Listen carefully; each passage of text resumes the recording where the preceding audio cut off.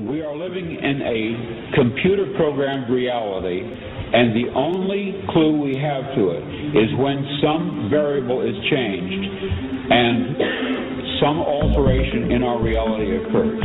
We would have the overwhelming impression that we were reliving the present, déjà vu, perhaps in precisely the same way, hearing the same words, saying the same words.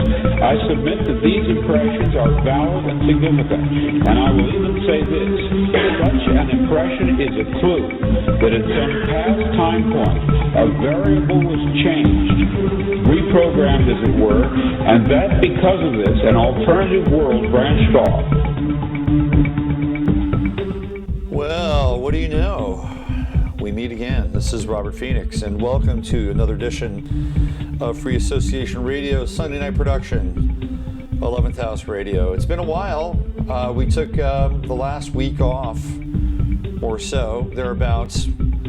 I think we're all sort of losing track of time, dissolving into the past, present, and future. It's all becoming one miasmic swirl of togetherness or absent-mindedness, a leaf on the river of life floating downstream. Well, here we are. We're together again, and it is the 20th of March. We are at the first day of spring.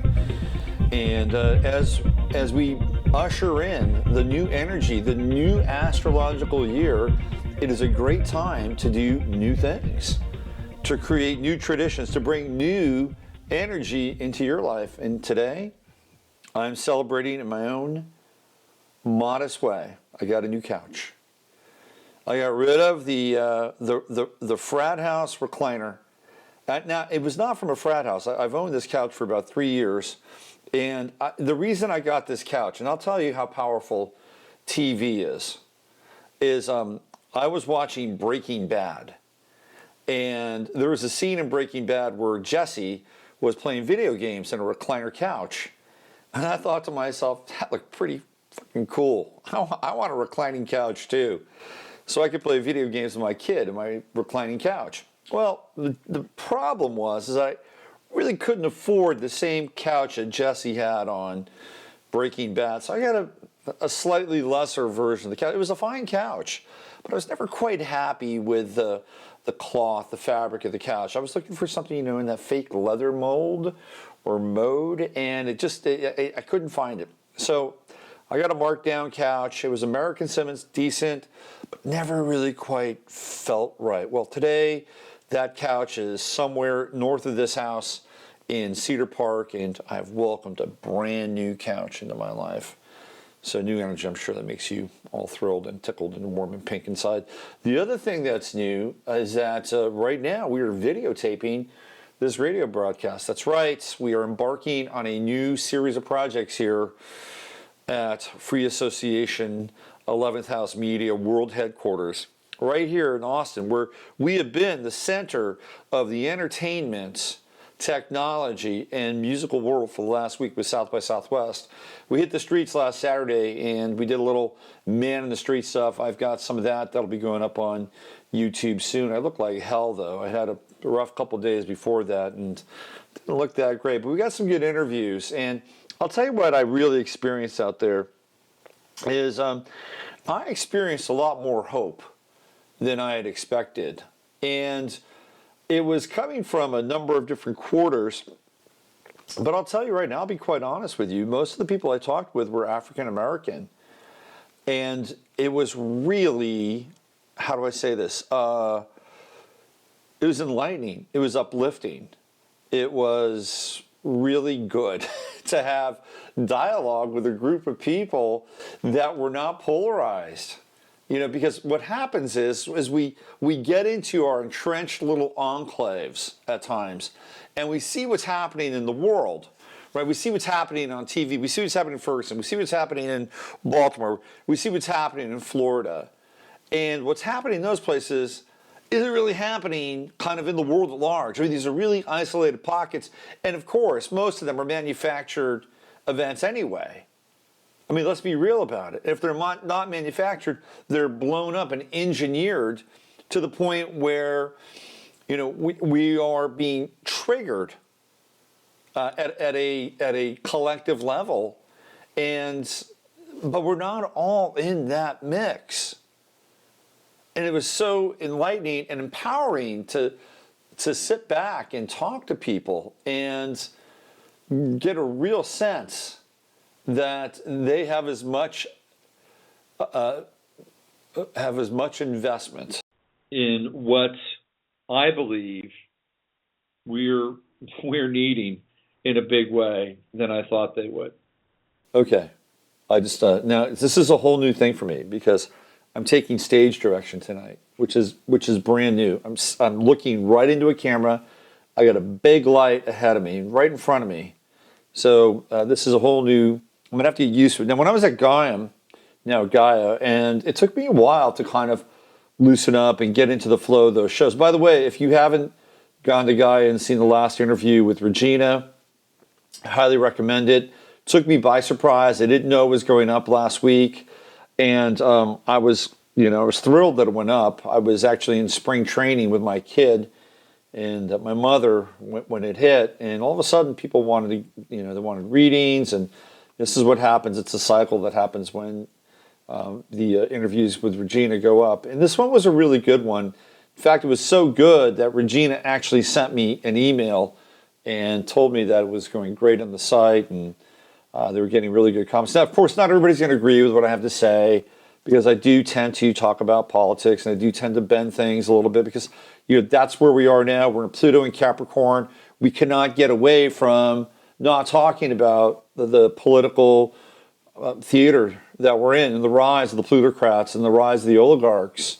We can't help but not talk about it. And the reason we talk about it is because there is another side to it, which we're going to talk about tonight. The other side to the rise of the plutocracy through Pluto and Capricorn is the next American Revolution. And we're going to get into that tonight. And it's a big story. And you're witnessing it right now. You are boots on the ground. And no matter how medicated or how mediated your world is, you have got to be feeling something profound taking place. Whether you're a Bernie Sanders supporter or whether you're a Donald Trump supporter, because right now, these are the guys that are representing the grassroots movements in America where people are fed up and they're tired of business as usual. I was looking at this clown, John Kasich, tonight, and it says Kasich on a brokered convention. Everybody chill. John Kasich is such a career politician that there is a picture of him in the White House with Richard Nixon. John Kasich is a freshman at Ohio State.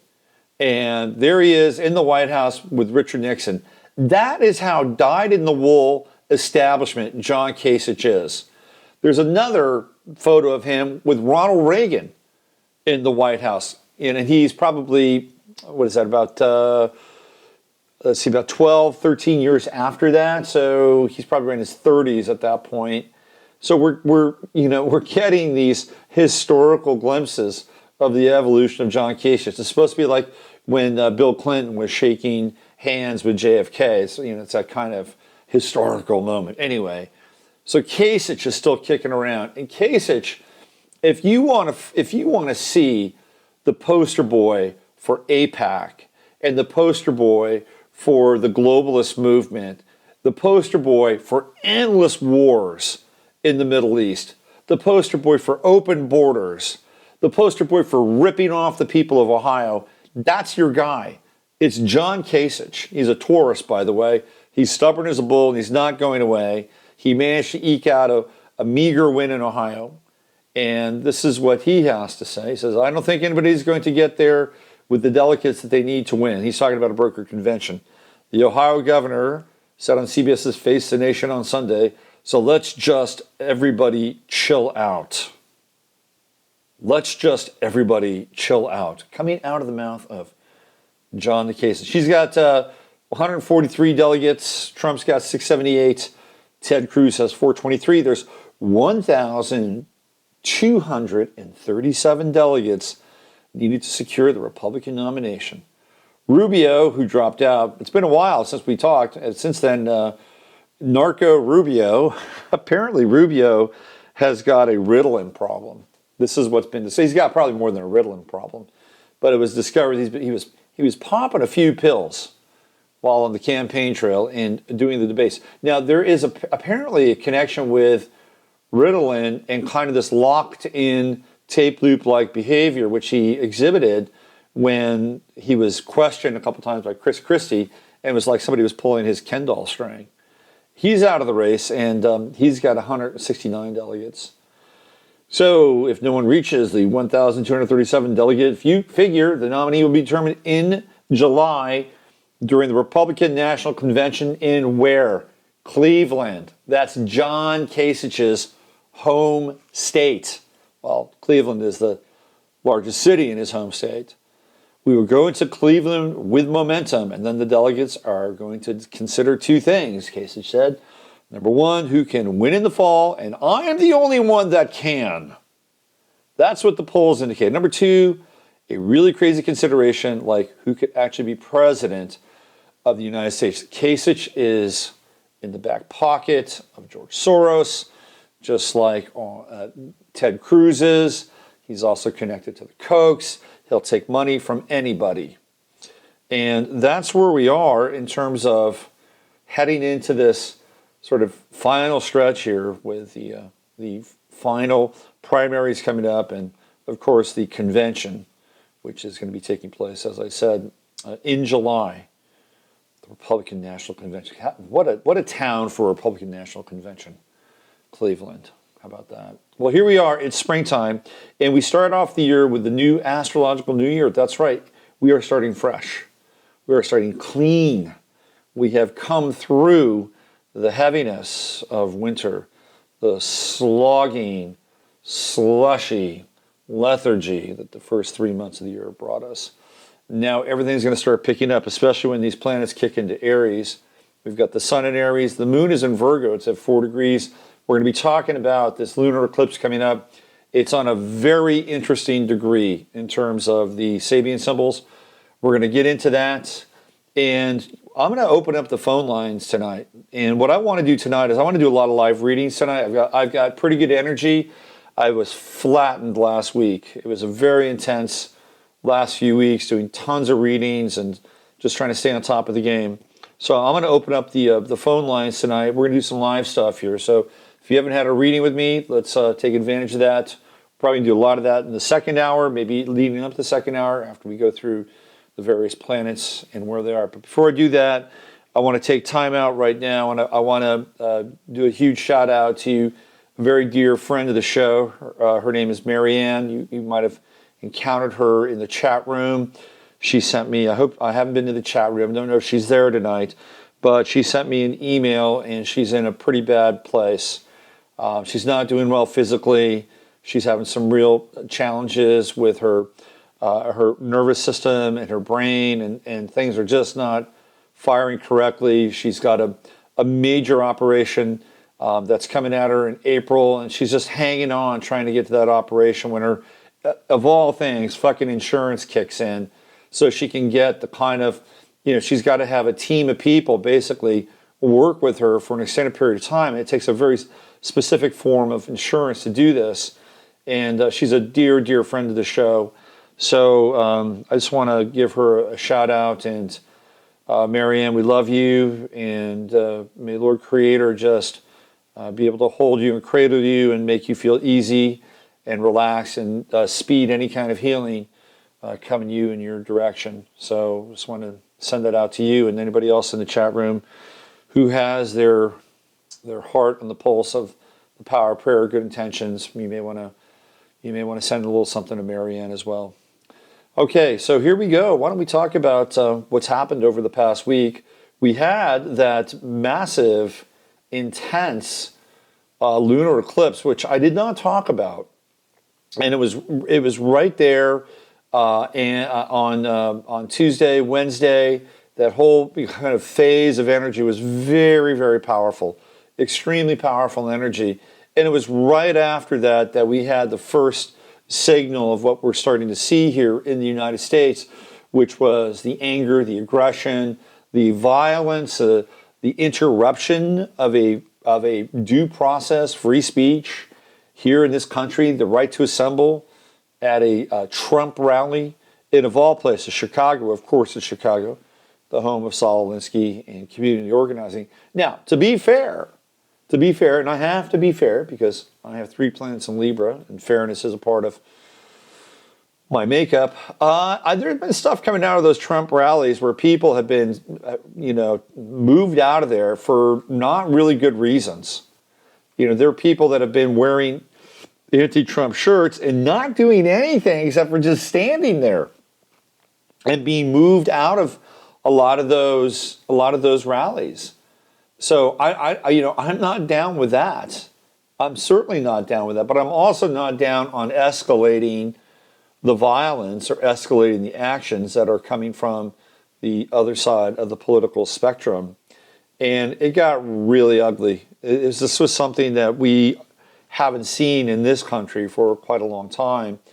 And we just have to go back in time to the 1960s, which is when we really saw a lot of civil unrest. And we have to go back to the 1960s, and we have to go back to the convention, the Democratic Convention in Chicago. And that is when, of course, you had the massive riots, and you had Mayor Daley sending out the National Guard and Chicago police and busting heads. And that's when the Weather Underground movement was really cranked up. That's when the Yippies were really cranked up, and you had the Chicago 7, and it was a big deal. Those were very intense times. And we're starting to see some of that energy come around again. And why is that? Why are we experiencing such unrest, strife? Well, there's a couple of reasons. Number one, you have to remember that rally took place in Chicago, which is the home of Bill Ayers, it's the home of Rahm Emanuel. It is the home of community organizing. So, of course, there's going to be disruption.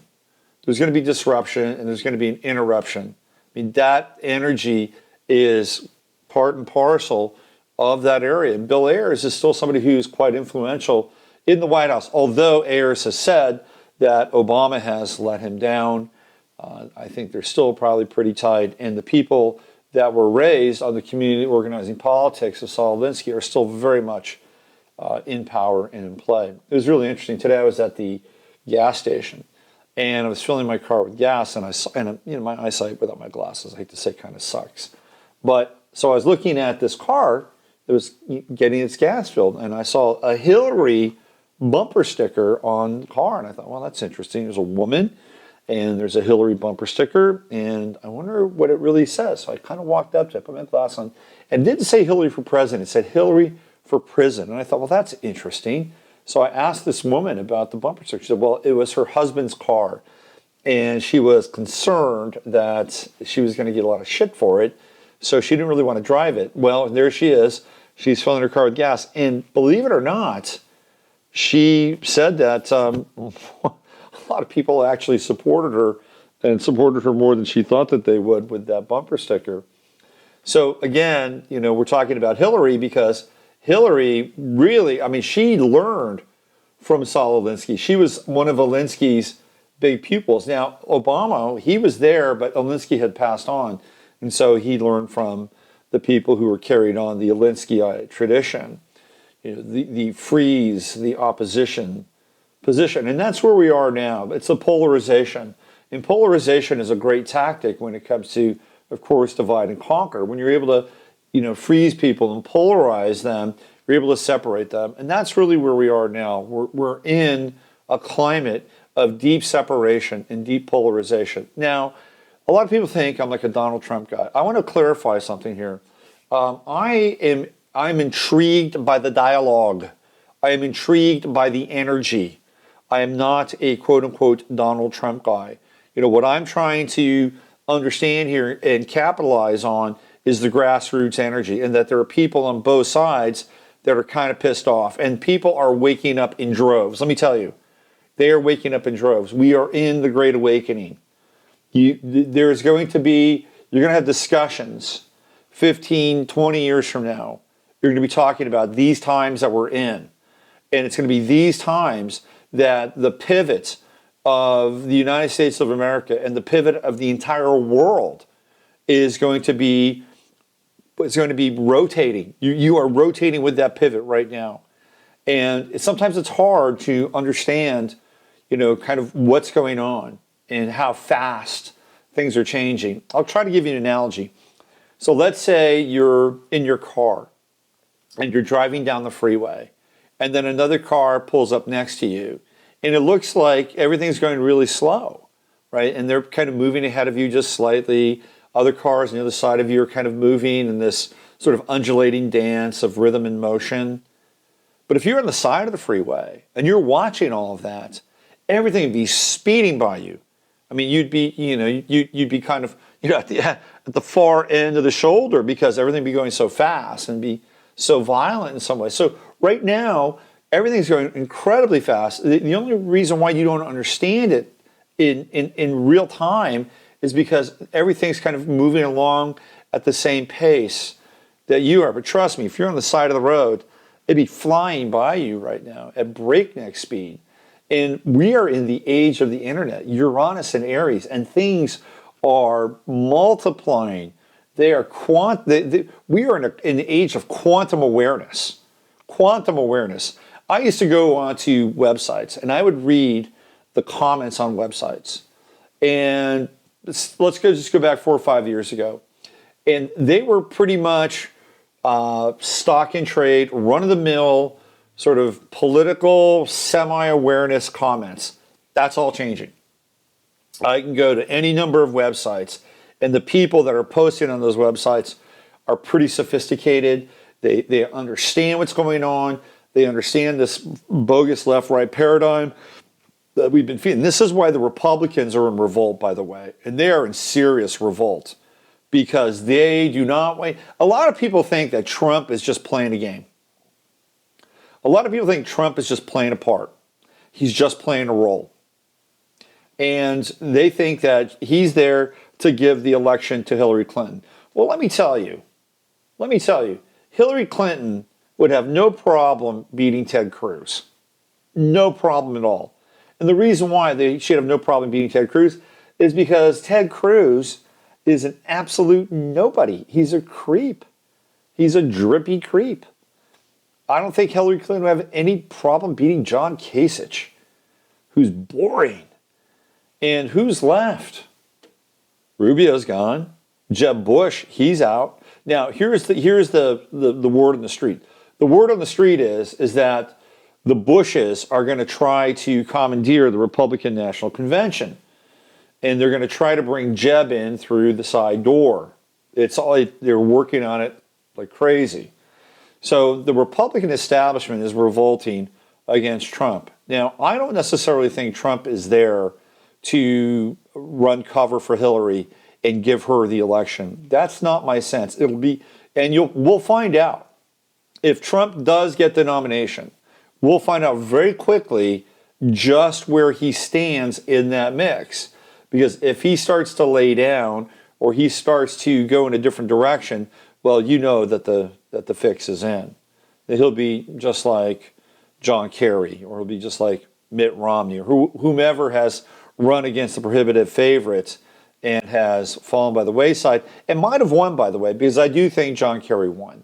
I think John Kerry beat George Bush. I think there was vote rigging and being a skull and bones member along with Bush, he just decided to lay down. Talk about laying down. And Mitt Romney, the same thing. I think there's probably some evidence that Romney actually won. And I'm not a Romney fan. I can't stand the guy. I mean, he's got the strangest ears on the planet. And plus, he's a corporate raider. He never made an honest dollar in his life. So we're in the midst of something really, really intense and powerful and transformational. And with this eclipse, this lunar eclipse coming up, this is going to be, I love this lunar eclipse. Number one, it's in Libra. And I have my moon in Libra, so it's right in my wheelhouse. But there's a really interesting Sabian symbol associated with this lunar eclipse. Now, the lunar eclipse happens at 4 Libra. So with the Sabian symbols, we take it up 1 degree. And this one is at 5 Libra. And I'm reading Dane Rudhyar's interpretation of the Sabian symbol. And it goes like this. A man revealing to, well, first of all, this is the symbol that L.C. Wheeler came up with, along with Mark Edmund Jones, and this will be Rudier's interpretation of the symbol. A man revealing to his students the foundation of an inner knowledge upon which a new world could be built. Let me rephrase that. A man revealing to his students the foundation of an inner knowledge upon which a new world could be built. So this is what Rudyard, now remember, Rudyard is a theosophist, and he comes out of the Luciferic tradition. It's just the bottom line. You can't slice it any other way.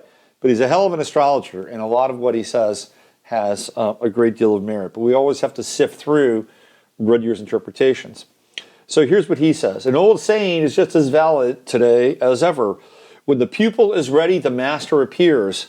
But he may appear in many disguises. What matters is not the master, but the mastery he reveals. It is veiled in his person. It has to be contacted through his person rather than in his person.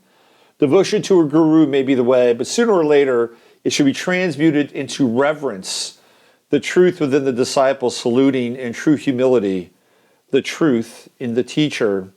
This is the last stage of 37th five-fold sequence, and it marks the culmination of the four preceding stages. What is evoked by the symbol is the essential, withal mysterious process of transmission. What is transmitted? If the situation is really adequate and understood, at least tentatively by all participants, is not merely knowledge, it is actually beingness. Beingness. And I think that's what happened with Obama when he got elected. He was probably one of the first candidates in a very long time that actually transmitted a sense of essence. I mean, I'm not a huge Obama fan, and I could see through what was going on early on, but I could nonetheless feel a sense of essence that was coming through him. Obama did have the glimmer of spiritual hope and spiritual promise. Now, what's unfolded since then, and even before that, is a completely different story. And I've been actually meditating a bit on Obama and trying to understand more of who he is, and I want to do a post on that and try to nail that down. It has to do with Freeman and Freeman's really interesting connection between Obama and Akhenaten. And of course, Akhenaten united the Egyptian kingdom under the auspices of one deity. He became the leader of a monotheistic culture, whereas before Egypt had been polytheistic. And there's a lot of real interesting parallels between Obama and Islam and Akhenaten and the monotheistic worship of Ra, the sun god, the one god of Egypt. That was a pause. That was a technical pause. That was not a pause that was intended for any kind of drama or suspense. So here we are. We're coming up on that. This is the eclipse, the penumbral eclipse, and the eclipse is going to be taking place on the 23rd. So that's 3 days from now. 3 days from now, and it's a really interesting time in terms of getting in touch. Let me read this one more time. Let me read this Sabian symbol one more time. A man revealing to his students the foundation of an inner knowledge upon which a new world could be built. One of the things that we do in life is we project out there into the world. Project out there into the world. Like there's a teacher, there's a guru, there's a master, there's a specialist. Yes, these people do have some connection to some piece of the puzzle, or they have some connection to some Occidental truth, or there is at times a relationship that is I thou, I thou, or I it. But really what it comes down to is all those people, even me, if I'm here and I'm talking about something and something clicks with you and you resonate with it, it's really something inside of you. So I'm just the voice. I'm just the voice that's a projection of to some extent, a matrix-like connection between you and your own internal reality. So when we read this, it says, a man revealing to his students a foundation of an inner knowledge upon which a new world could be built. that man is you, or that woman is you, right? This is what it's about. The necessity for youthful spirits to learn from a teacher who, through his long experience, has been able to reach solid and illuminating truths, seed ideas. That's inside of you. The teacher is inside of you. How about that? How about that for liberating thoughts? So when we come up on this moon, this eclipse that's happening on Wednesday, this is a ripe time to get in touch with that inner teacher, that the voice of wisdom, the still small voice, which is the voice of the God within. That can happen on this lunar eclipse. Some truth, some revelation will be revealed, and the foundation of a new world, your own new world, can be built. Now, we are living in a time where a lot of worlds are crumbling. One of the things that Trump, I would not necessarily call Trump a spiritual person, but one of the things that he talks about that has to be taken into account is that this is his new thing, that China and the United Emirates and Bahrain and all of our friends over in the Middle East, they're all in better shape in terms of their buildings, in terms of their municipalities, in terms of their infrastructure. And you know what? He's right. In a lot of ways, he's right, because the infrastructure in this country has gone to hell in a handbasket. I mean, driving around, there are holes in roads. I mean, it's one of the dirty secrets of living in the United States of America in the 21st century. A lot of the stuff that we have is still around from the WPA. And it's being held together by spot welds and prayers, to be honest with you. So he's actually brought up something that's actually fairly interesting, because the world is breaking down in a lot of ways. Our infrastructure is breaking down slowly but surely. The economy is breaking down. In fact, it's breaking down to the point where bankers are introducing negative interest rates. How about that? Negative interest rates. You know why they're introducing negative interest rates? They don't want you to keep your money inside banks anymore. They want you to spend your money. That's right. They don't want you saving money. Why should you save money? We want your money. We want your cash. Negative interest rates. Who thought that one up? But you see where it's all going? It's all headed towards some form of entropy. But out of that entropy, something new can be born. And we're in a very, very tricky phase, because we're seeing the breakdown occur before our very eyes. And what's really important to kind of grasp, and this is what a lot of people have a hard time dealing with, because on the one hand, we see a group of people that appear to be older, out of date, out of touch. They have values that are rooted in the 20th century, and all of a sudden those values are branded to be racist. If you hold those values, you're automatically racist. You have another group of people who are younger, they are more quote-unquote with it, they don't have the same kinds of values, they don't have the same kind of investment in this other group of people have. And yet, at a deep level, they both want the same thing.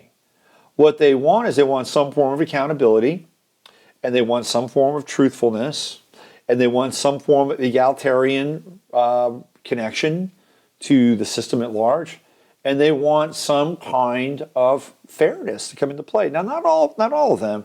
On the left side of the spectrum, it can get pretty intense when you get into the far left, and even in the far right. I mean, when you get up onto those extreme areas, it can get pretty heavy. So we're dealing with this breakdown in our social relationships at a collective level.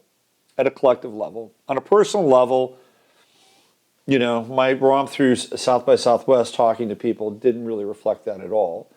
But at the same time, as we witness this breakdown, the trick here is to not get polarized and to not try to fall into one camp or the other. Yeah, you can stand up for this or you can stand up for that, and I'm all about free speech, and I'm all about being able to unchain ourselves from the shackles of political correctness. I've talked about this for a long time, because we've got to get to the truth.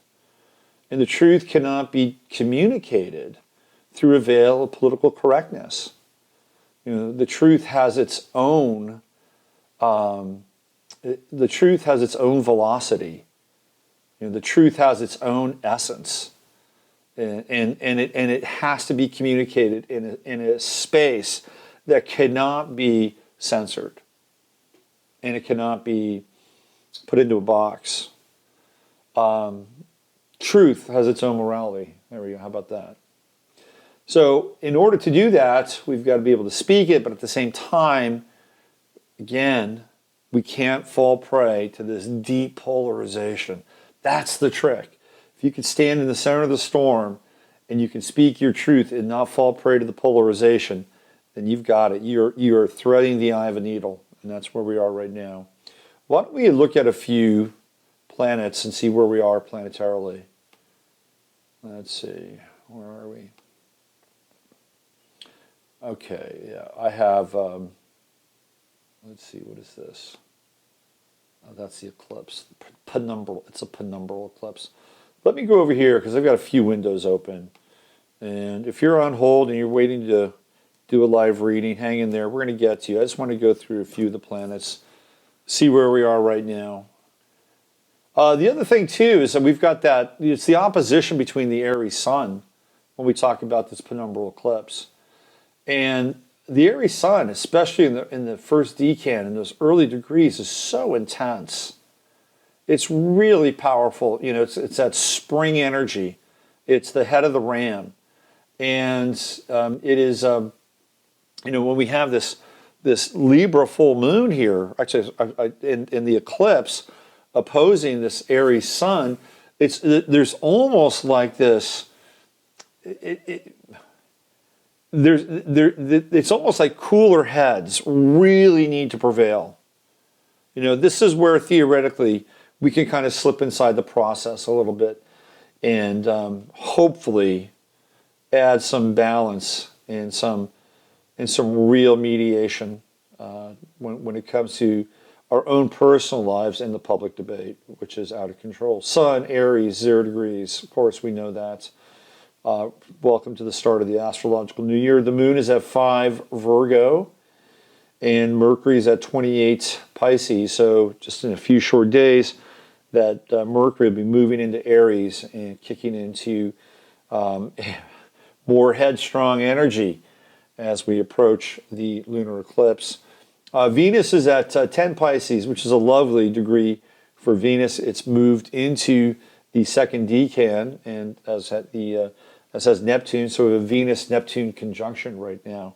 And that's a lovely conjunction. That's a real blessed conjunction where we can have a sense of unity with one another. And if you're in a relationship, this is a great time for the walls to come down in your relationship. It's a wonderful time for intimacy, no matter where Venus or Neptune are aligning in your chart. On a collective level, we should be really reaching out to one another, making each other's lives a little easier and a little better over the course of the next day or so. I mean, tomorrow's going to be a great day. I'm just going to put me down for tomorrow, the 21st. The 21st of March is going to be a great day.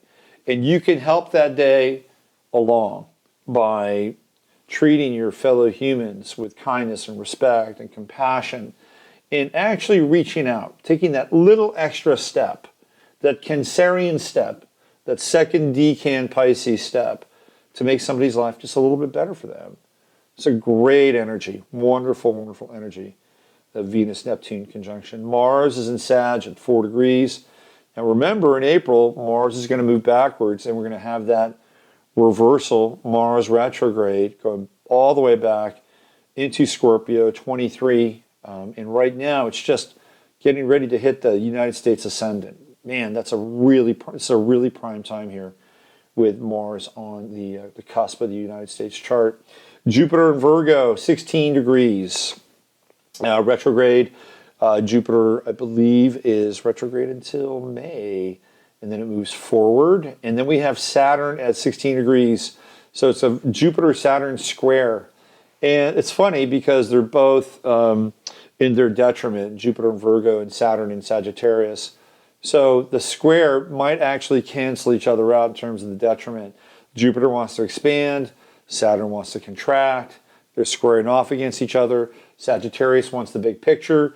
Virgo wants to break it down into its little tiny bitty parts so it can achieve some form of analysis and solution. It's a strange kind of aspect, a strange sort of working out of conflicting energies. But I think the interesting thing here is that if you take your time with the Jupiter-Saturn square and you're really circumspect, you might be able to learn quite a few things over the course of the next couple of days on a level of internal processing.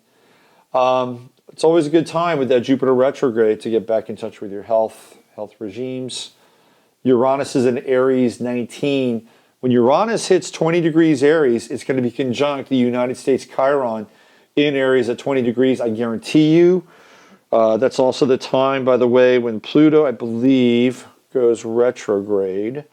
There's going to be something major happening. And that's going to be right around April 18th. So put that down in your calendar when transit Uranus hits the natal U.S. Chiron in Aries. We're talking guns, violence, very intense energy. And of course, Pluto retrograde happening all at the same time, right around the same time as well as Adolf Hitler's birthday, as well as the anniversary of the Branch Davidians and the tragedy at Waco, and also the Murrah building in Oklahoma City. Neptune, we already talked about Neptune 10 Pisces. I've got a poster or a reader who comes into my website, and he posts these epic messages, these epic replies, and he's a millennial, and he was going on and on and on about Neptune second decan Pisces, and it's a much better energy than Neptune first decan, which was in its own sign. It's now moved into the Cancerian decan, and it softens the energy up a little bit, and it actually trends toward Cancerian values.